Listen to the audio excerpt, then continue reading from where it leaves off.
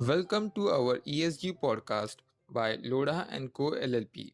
In the ever evolving world of corporate responsibility, India's Securities and Exchange Board has introduced BRSR and BRSR Core. But what exactly are these frameworks and how do they differ? Tune in as we unpack the regulations and shed light on the future of responsible business practice in India. I'm Raj Kachrekar, and joining me today is Vrishti Gada, an ESG consultant at Loda and Co LLP. Stay tuned for an insightful conversation. So, Vrishti, before diving into the difference between BRSR and BRSR Core, can you explain our listeners what is BRSR and how did it evolve? Thank you so much for the kind introduction, Raj. So, answering your question, SEBI had introduced ESG reporting in India long back in 2012 with the Business Responsibility Report, known as BRR, which required the top 100 listed companies to file such reports. But by 2021, BRR had evolved into BRSR, which is Business Responsibility and Sustainability Report, creating a thorough ESG reporting framework. The original BRR guidelines were set up by MCA, Ministry of Corporate Affairs, in 2009. BRR actually laid the groundwork for a more extensive ESG reporting system. BRR was a very simpler report as compared to BRSR. Over a decade, it evolved into BRSR, expanding its scope and improving its approach to meet today's complex ESG reporting needs and global standards. As we all know, BRSR is also mapped to certain global standards such as GRI, SASB, TCFD.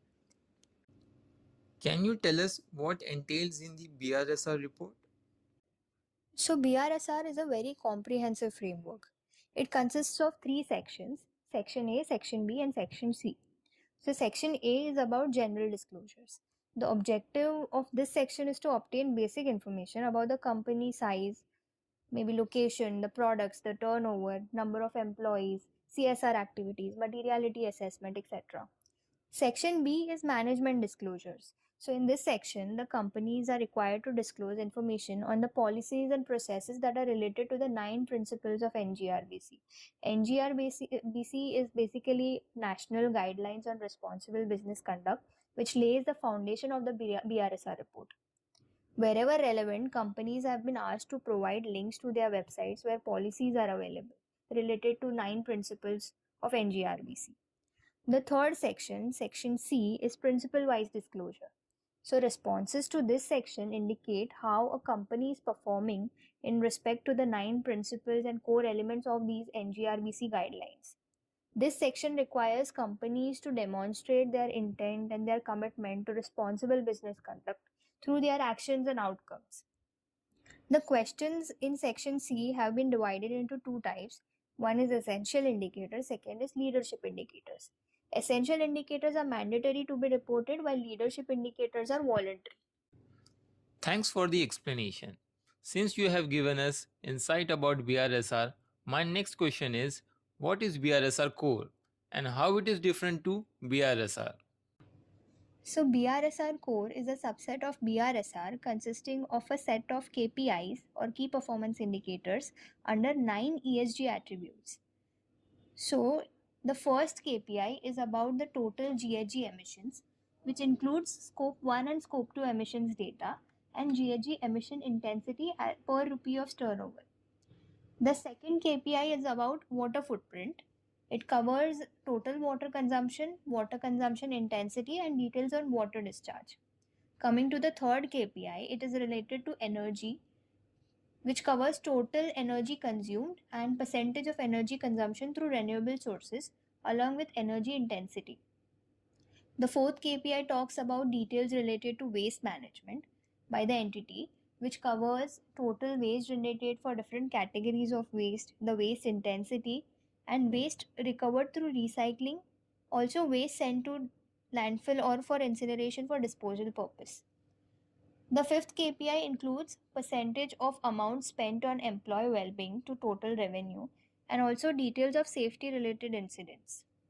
The sixth KPI is about gender diversity, which includes complaints related to POSH, prevention of sexual harassment, and also gross wages paid to employees as a percentage of total wages paid. The seventh KPI is about enabling inclusive development, which includes input material sourced from MSMEs and job creation in smaller towns. The eighth KPI is about fairness and engaging with customers and suppliers, which entails details on instances involving loss and breach of data and also number of days of accounts payable.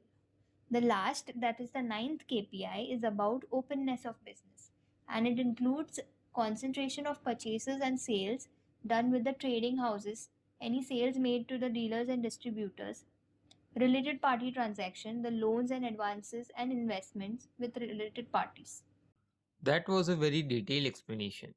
Can you shed some light on the benefits of conducting assurance of BRSR code? Obtaining assurance on BRSR Core firstly enhances the credibility and reliability of sustainability disclosures. Second, it builds trust with the stakeholders and ensures regulatory compliance. It also helps in identifying and mitigating risk. It provides valuable insights for continuous improvement and better decision making processes. And this processes strengthens the stakeholder confidence, and it offers a competitive advantage as compared to the peers by demonstrating a commitment to transparency and also high standards in ESG reporting. Are there any anticipated changes or updates to BRSR and BRSR core in the near future? So, the top 150 listed companies by market capitalization were asked to take mandatory reasonable assurance on those 9 KPIs that I spoke about, and which was gradually going to be applicable to the top 1000 listed companies by market capitalization by financial year 26-27. And this was as per SEBI's circular released in 2023. But recently, on 22nd of May of this year, there was a consultation paper released by SEBI, and one of the points in this consultation paper was to replace assurance with assessment. So either companies can go for assessments of their ESG related data or maybe opt for reasonable level of assurance depending upon the maturity of the company and availability of the data. So the final update will be actually given by SEBI after accepting responses on consultation paper. Thank you, Vrishti, for joining us, and thank you for listening. If you want to know more about our research, please visit us at www.lodaco-esgplus.com.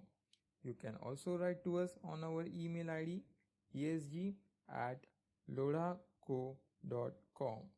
To know more about our insights, follow our LinkedIn page ESG Briefings by Loda and Co.